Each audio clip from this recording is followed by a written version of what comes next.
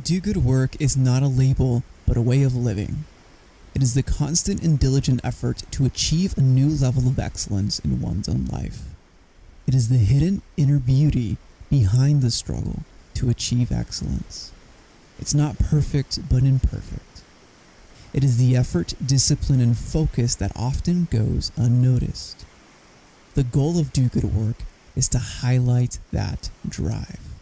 The guests I have on this show emulate this drive in their own special way.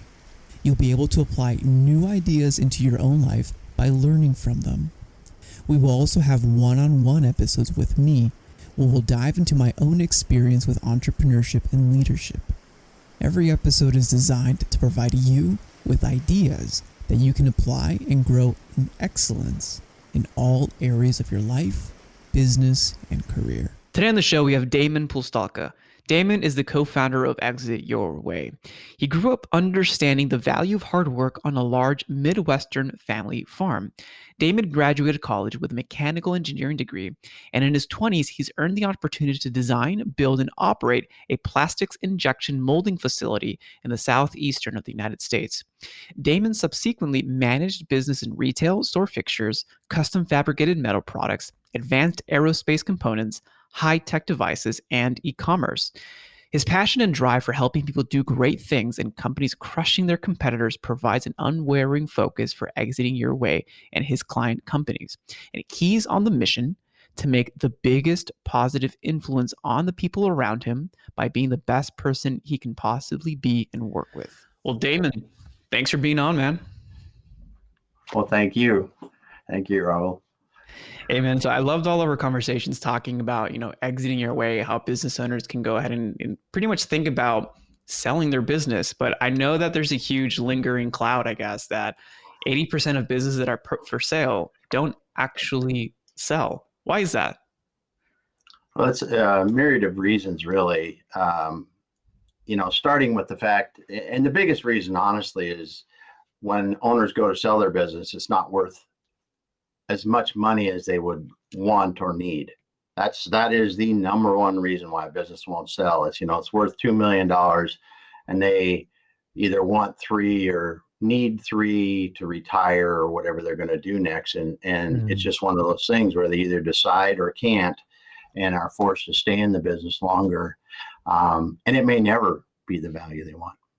So I guess looking at the business as a whole, we're looking at how to increase valuation, how to look at true value, and some of the, habits or things that business owners can put into place to be able to sell. And I know that you work with business owners in that process. I'd love to go through your process of exiting your way and how we can really make a business stronger so that when we're ready to sell, we actually get the value that we want. Yeah, that's awesome, Raul, because there is a process, and it's a simple process. And it really starts with 2 things. First of all, business owners, like all of us, hate to think about retirement. And I'm talking about in that sense, when they get to the end of a business and they're going to retire. Mm-hmm. It's often that they don't want to think about that because it proves our finite life, or whatever you want to call it. I'm not using the right words, but hey, we don't want to think about that. But there are things that we do need to think about, because if they get to that point and don't know how much money they need, it could really be a big deal. So they have to go out and get their number, talk with a financial advisor and get their number. That's number one. Mm-hmm. Then they have to figure out how much their business is worth, because business valuation is not arbitrary. It's the math is really pretty simple. You make a profit with your business, and you're happy with a profit today, or you've got a profit today that you're taking home, or whatever it is. Now, when the business buyer comes in, they're going to buy your business. So they're either going to get a loan or they're going to put cash down and buy your business. But they have to not only get enough money to get a return on their investment, they also need to pay back the debt to buy the business. Yeah. So their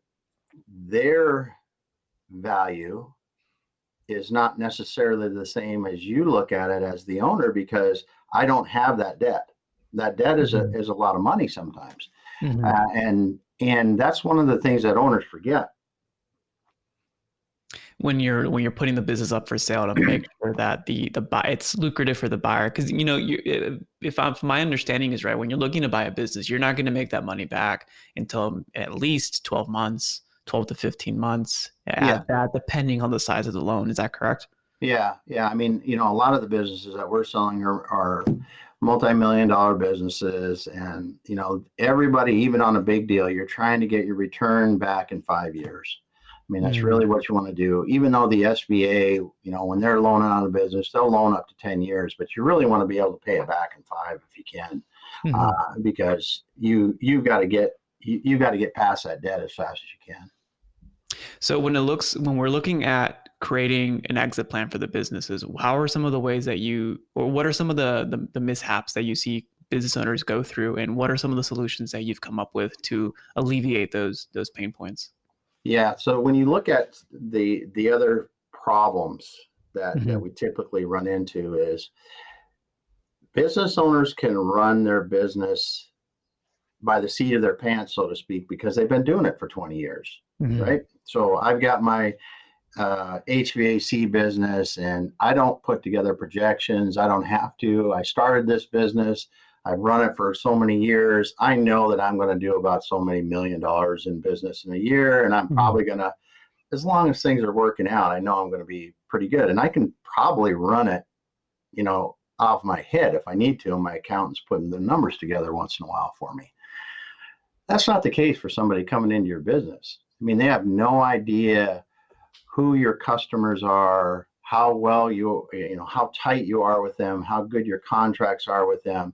And if they can't easily see that that's not going to be a big risk in that, if we're losing a large customer when you leave, the owner leaves, or that, like in some cases, I know we just talked about an aerospace business before we got on here.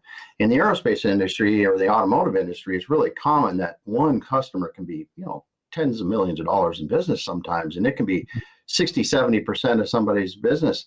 Well, if you have a customer like that, the buyer looks at it and goes, man, one customer's gone and the value's gone. Wow. It's gone. Yeah, the risk. Yeah. The risk. We're all talking about risk. Everything, all these little pieces of risk add up. So if I'm looking and I've got high employee turnover, it's another risk. But honestly, the biggest risk that we see, that once you get past price and once you get past customer concentration, is really, are they growing this business, and do they have a sales system, channels developed, and things like that are going to allow them to continue to grow after I have the business and me not knowing a lot about that business. That's important. Yeah, because the buyers are not looking at to buy it and just kind of let it ho-de-do lump along. They need to be able to grow that. They want to increase that value. They want to pay that debt down faster and get to making more money as fast as they can. And that growth aspect is contradictory to the person selling, because the person selling, a lot of times, if we're one of these people that's a multiple or serial entrepreneur doing it multiple times, I mean, they understand the, get to a value, get out, get to another value, get out, and do those kind of things. And they're maximizing value. But if I'm an owner that's buying or starting a business and I'm going to run that business for a long time, what happens? Just think about normal life. You get to a certain age and pretty soon your kids get married if you have kids, or your desires of what you want to do changes, because now my house is paid for, my cars, my boats, my vacation home, whatever the hell I want. And I mean, this is not just $100,000 a year business owner kind of thing. This is a $20 million a year business owner. It just, the scale of what it is different. Yeah. And so as those things are paid off and the kids have gone through school and those houses are paid for and your toys are paid for and all that stuff, you don't have that debt anymore. So those business owners, when they were highly incentivized in the beginning to make money to pay for those things and do those kind of things, that incentive goes away over time. It's interesting. Because now I don't need that. So the business owner exiting looks at it and goes, man, this is a great business. I just kind of sit here and I get this money. But the buyer looks at it and goes, I've got this debt. And they're probably at a situation where they want to build up that same kind of wealth. Yeah. And And if you walk into a business that's been lumping along like that for a few years, that's steady, which is awesome for the business owner that's selling, right? It's awesome for them. They don't have to think about it much. They can be gone to Europe for 90 days, 6 months, whatever. And they can go in and out, do what they want. That's awesome for them. It's a great lifestyle for them. And these can be, this can be a $50 million a year business running like this. Because they got the right people. It doesn't really matter. But when the buyer looks at that, they want the growth. They want to be able to, It's like matching sunsetting versus I want to go and increase, right? 100%. And that's, and you said it better than I ever have. And I'm going to use it. I'm going to tell you, I'm going to use that because it is exactly that. They're sunsetting in their career. They know what they want to do. They want to spend time doing this and that, and it's not working anymore. The owners, the new owners, they want to see that you have, as the business owner leaving, has done a couple things. One, they put the business on a good growth path. First thing. The second thing is then, do you have a team that can execute on that growth? Because, and really the size of the business determines what kind of team you really need. Because if you are an owner / executive operator, right? So I'm the CEO. I can truly be a CEO. I don't have to worry about the daily operations, but I've got people next to you. What I have to do is set the long-term strategy and vision and put the resources in place to do that as the CEO. That takes a good middle management team and people that can execute end to end on that kind of business. They don't have to come up with a vision. They don't have to figure out how you're going to put the resources together. That's what you do as a CEO. Now that business is something that's going to make anywhere from, $500,000 a year to $3 or $4 million a year in profit. That's the kind of, you can run those businesses like that. And as you get up to that higher level, you have to have more executive team. But so then those businesses will sell typically at the lower end. They could sell to an individual buyer, but as you move up, quite honestly, individual buyers run out of the steam to pay that much money for businesses, unless it's an individual high net worth investor that's doing it. But more than not, once you get above about $1 million in profit, you're going to be looking at a search fund kind of business, or you're going to look at, this is going to be because we always think about buyers, and you got to be thinking about your buyer. And that's why I'm sitting here talking about the buyers, because as we do this, we look at the industry, we look at the size, we think about where is the buyer coming from based on the size. And that buyer from $1 million to $5 million is really going to be a search fund buyer, or it's going to be a strategic buyer that's looking to add something special. You'd have a region, a technical advantage, a key customer that they have tried to get into. Those are the kind of things that a strategic buyer is going to be look for. And strategic buyers can pay a bit more because they more than likely can save some. They can. And if they're a larger strategic buyer, the nice thing about it is if I've got a $20 million strategic buyer that's buying my $5 million a year business, they're probably valued 2 or 3 times higher than I am per dollar of profit. So by buying me at the smaller business, they automatically increase the value of those profits just by folding them into the bigger company. That's interesting. And that's that's something that we love to see, because man, that gets these people exiting a lot more money. Dude, I love that. So I want to break this down just for our listeners. So in the beginning, I know when it comes to risk, there's a lot of different factors, but I think you hit on some 3 core components. What's the risk of price, the risk of your customer, I would say bandwidth, like if you're focused on profits from a few number of customers, or if it's diversified for a number of customers. And the third is looking at the growth trajectory and making sure that you have a growth plan in place. And then now, once you obviously solidify the business and making sure that we have those things in place, looking at who am I wanting to sell to? Almost just like when you look at a marketing campaign, it's like, who's your ideal customer? Well, who's your ideal buyer? Can you walk us through that? So how do we ideate in terms of, let's say we're running a small operation, 3 to 5 million, or even $10 million company in revenue, and then profits anywhere between 3 to 5. When we're looking at those kinds of things, what are the best ways for us to dissect and understand who we should be selling to versus who we think we should be selling to? Well, that's a good question, because it really is unique for each business. Like I said, Mm-hmm. if you're in an industry, and this is the thing that a business owner probably doesn't understand, and this is where talking to or looking at private equity to see what they're rolling up, because that if somebody's doing a bunch of consolidations, like you see that now in some medical practices, and right now, I mean, a couple of years ago, it was in things like, of all things, it was 10 years ago, they were rolling up pawn shops like crazy. You would never think about it, but if you get 10, 20, 30, 50 of these things, you start to private equity groups into them. And now we're actually working on a deal now that we have, that's a storage company, self-storage, right? Mm-hmm. And I'm amazed at how many private equity groups are actually investing and rolling up in that and taking more and more, because that's a nice, safe, long-term play, with real estate, and the profitability is really, it's, people use self-storage. So really understanding your industry and what's happening in your industry is really important. Mm-hmm. And that's probably something you don't know as a business owner, because you're sitting there just trying to run your business, right? Yeah. But that is key, because if it is happening, then your buyer is more than likely going to be an industry player like that, that's rolling up. Or if you got a competitor that's gobbling up your region. I know we had some here in the Seattle area that had been buying plumbing companies like crazy. And now there's some plumbing companies here in Seattle that are pushing $50+ million in residential plumbing. Wow.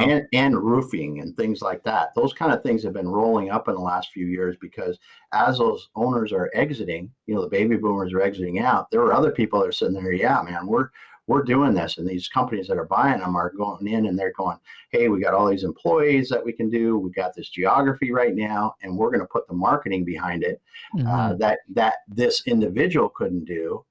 And the value that we brought in with that revenue under our umbrella just went up, double or triple. It's a win-win for them. It's incredible. They can't, you think about this. So you really have to think about the industry you're in and what's happening within your industry to understand the best place to sell. Because the buyers, like I talked about, the plumbing, they'll pay the most money. A financial buyer is not going to pay the most money, but sometimes it's your only option. Interesting. Looking at your options, looking at the industry trends.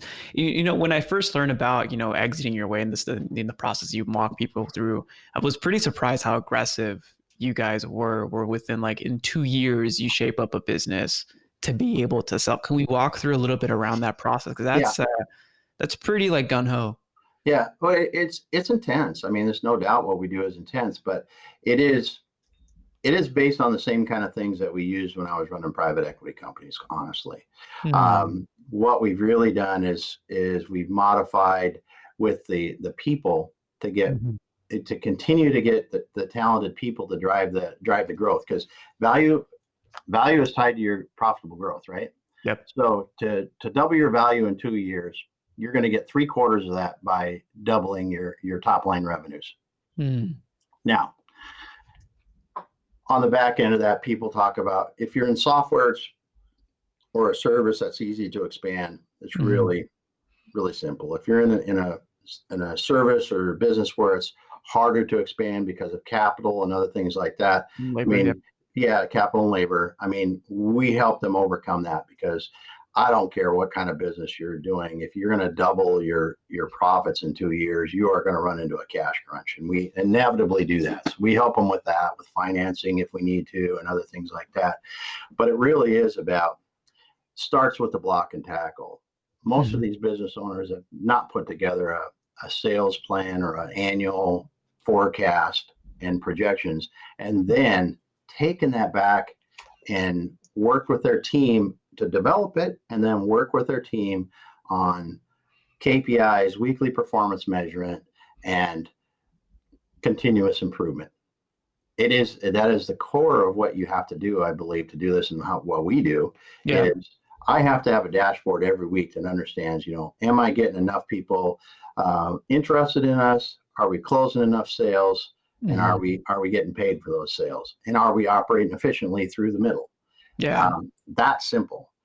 And when you know that people own those sections that we're talking about there, and I've got one person, she's responsible for the sales, and he's responsible for this part, and she's responsible for that part. Hey, they know this stuff, right? So you got to get your team involved. It's not just the owner. There's no drive. It's impossible at that point. There's no driving in business. I mean, leadership, yes, you can lead people, but you can't drive people. To truly get these kind of results, you have to empower your team to do what they want to do. They want to succeed. Show them what success looks like. Give them the measure, because I'll tell you what, you will go up a lot just by giving somebody, if someone went to me today and said, hey, I want you to run, a mile this fast. And with me, I'm old. It should be reasonable. But, I'll work like hell to get there, right? Yeah. People naturally do. That fundamental thing. Now, if you have people on your team, part of what we do is if you got people on your team that can't hang, that shouldn't be there, and people do that, honestly, and even it could be a family member, it could be something like that. We help them with that. We help them too. It's like, hey, I know you want your son or daughter to be in this business, but man, they want to be a skateboard pro.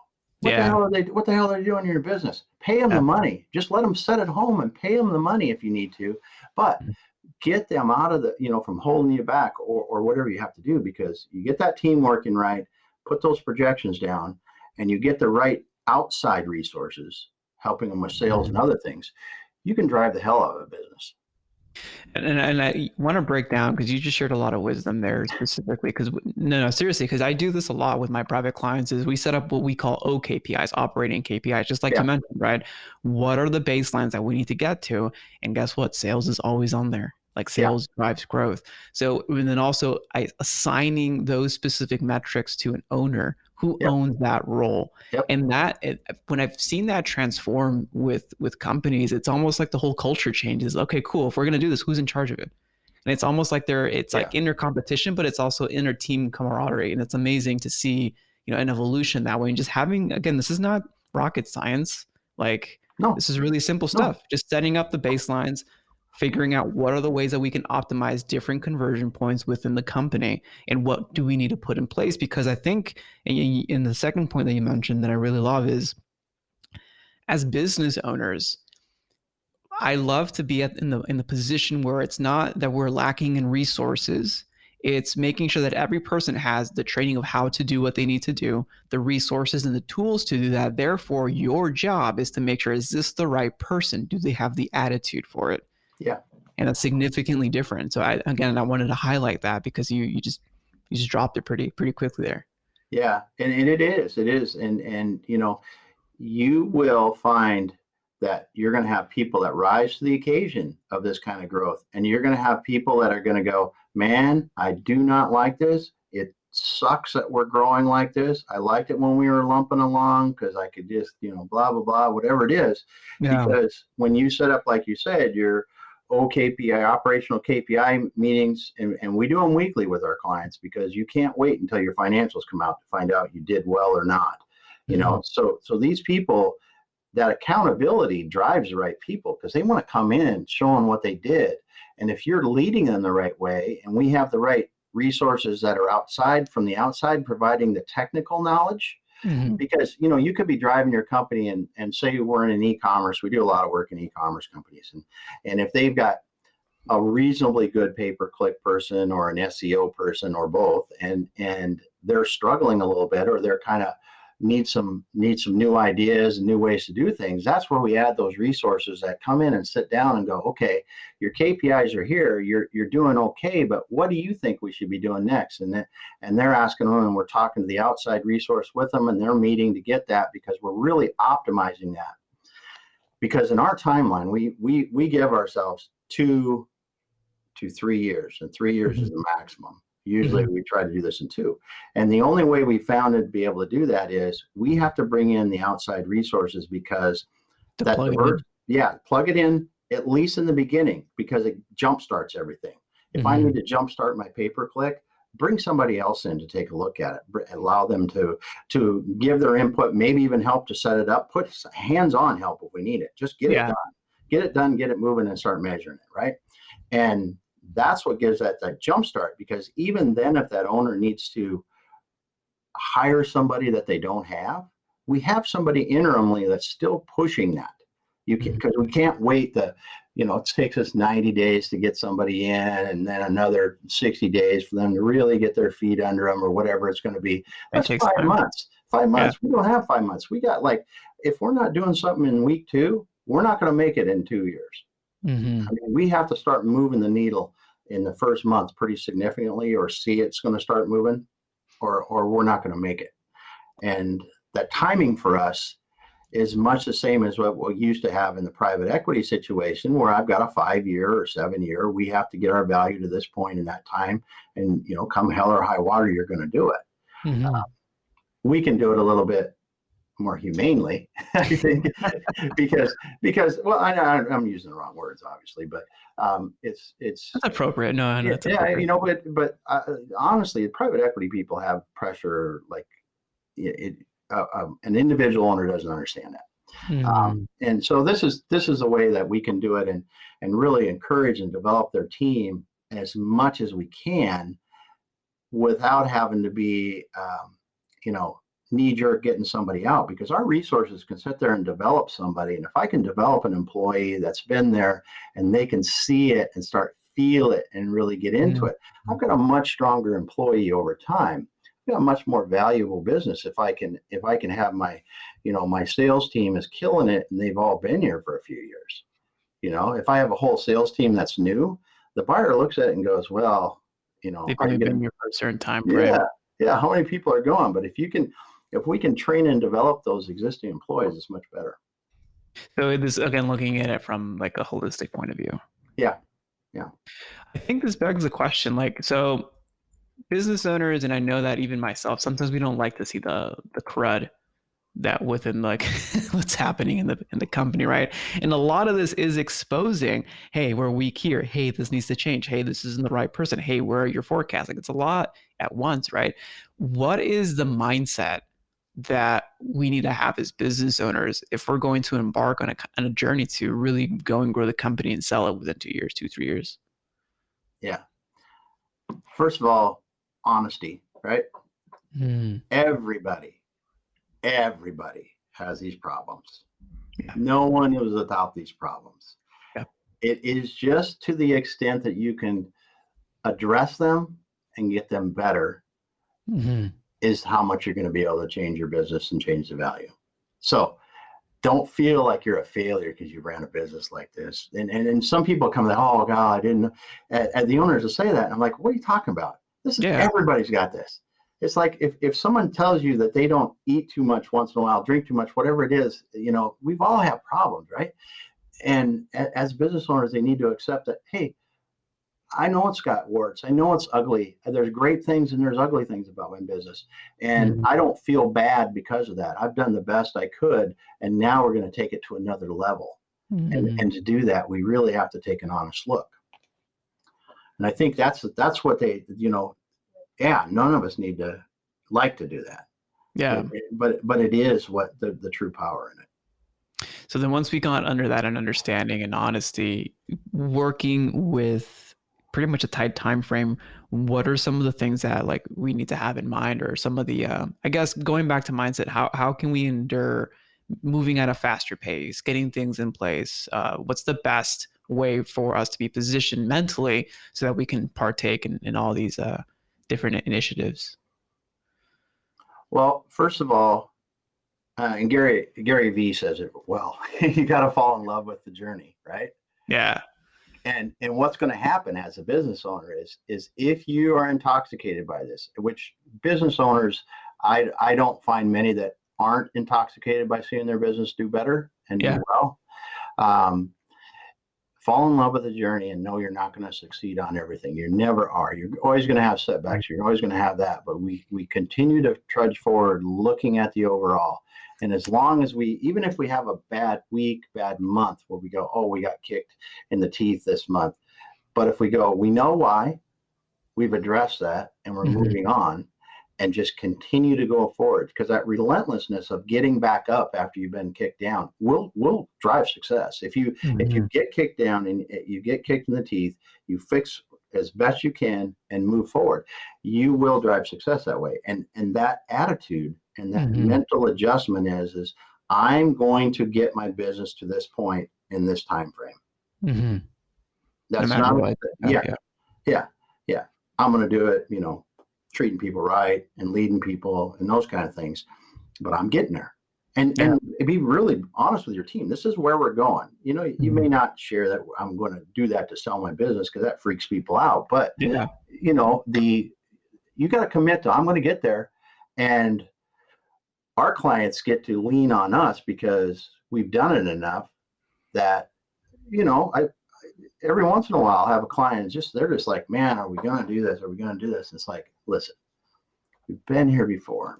You've overcome so much to be here. Don't doubt yourself. Just don't doubt yourself. Get up. We're going to do what we can, and we're going to move forward. And that attitude is what gets people there. I mean, we have companies that honestly, if you can scale quickly, you can, I'm pretty disappointed if we can't go over 50% growth every year. In a service, in a software or a e-commerce where you're not, you're not limited by physical production or something like that. Man, if you can't increase, unless you've done a stellar job up till now of selling and there's no way to optimize, man, a lot of times you can double the revenue in a year. And it's just that continuous weekly focus. And then what we do on the backside of that with our stuff is we're talking to the owner then in a board meeting type setting every month, looking at the business, looking at the value of the business, and looking at how closely does it resemble what our target buyer wants. And what are we going to do in the next month to make it look, we've got the persona. We lay the persona out, And are we there? Do we need a VP of sales? Do we need what do we need? What do the numbers need to look like? What kind of growth do we have to have? Do we have is the growth plan out far enough? Have we identified those things? Because one of the things that we do that really has transformed the way that our buyers look at our businesses that we sell is we'll develop a 2-3 year growth plan.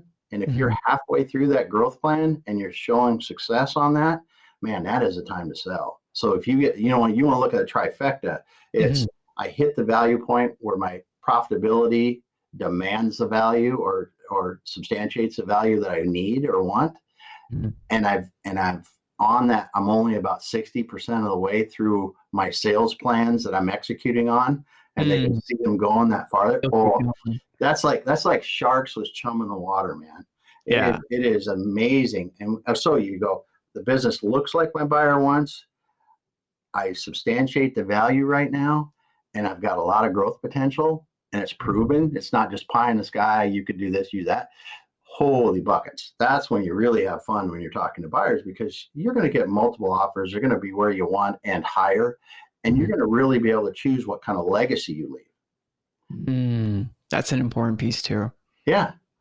Because those people got you there. You want to make sure those people that after you leave are treated well, and they're and so you can really take your time between 4 or 5, 6 different places and interview the buyers, rather than I'm lucky I got a buyer. I'm interviewing between 1 of 5 or 6, and I get it down to 2, and I get the right one, and I might even let my executive team talk to them to figure out who they like. It's you have these options that you don't have if you don't do this preparation. It's so important too, because it's not just a transaction done and gone, right? It's a transition. There is the offboarding, there is that relationship, and that relationship, even during the loan process or the buying process, just in that itself, you're going to have a lot of meetings with your potential buyer. So knowing that this is someone that you can trust, but also that your team feels comfortable with, I think that's the proper way to really, honor the team that's been helping you get there. Definitely. And one of the things you talked about is the buying process. And during that buying process, one of the things that we see that really can hurt a business is if we don't have a good systematic way to understand their performance in place before we get into that process, and they hit a downturn, just say if something happens and the owner goes, as the owner is running, I mean, I talk about red zone operating a business, just like football. I'm in the red zone. It's a completely different thing. We're in the red zone at that point. You don't do a 20+ yard pass in the red zone. I mean, you're trying to get to the goal, right? Mm-hmm. So you don't make big decisions that could swing your profit one way or the other during a time frame, because that buyer on the other side wants that update. As soon as your monthly financials are done, they want to see, if your EBITDA is trailing off for some reason, they're going to go, oh, what's happening? I need to reduce my price. We had that happen last year. It cost a guy about, $1.7 million on the value of his business. Wow. Because he made a huge decision and didn't think through the ramifications of it. Didn't tell us, first of all, and didn't think through the ramifications of it. So, wow. And it reduces profitability, profitability in 1 month by, I forget, it was a bunch. But when you look at the overall for the 12 months average, it kicked him hard. Wow.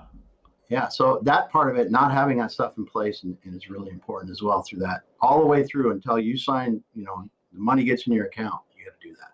Just strategically looking at it, even if you're close to the goal, just like you're not doing some risky plays. I love that analogy because it makes it look, okay, we're here, we're almost there. Let's not do something silly here. Let's just go and get it through.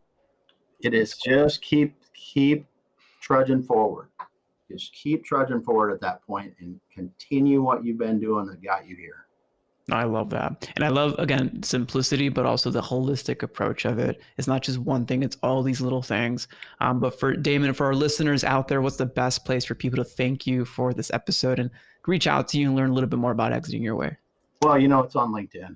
I'm on LinkedIn, Damon Pistulka. There's only one of me. There's only one person with my name in the world, which is kind of weird, but it is. That's the best place. Or go to exityourway.us and they can find me there. Wonderful. And I'll put those links in the show notes. Damon, thank you again, man. All right. Thanks a lot, Rubel.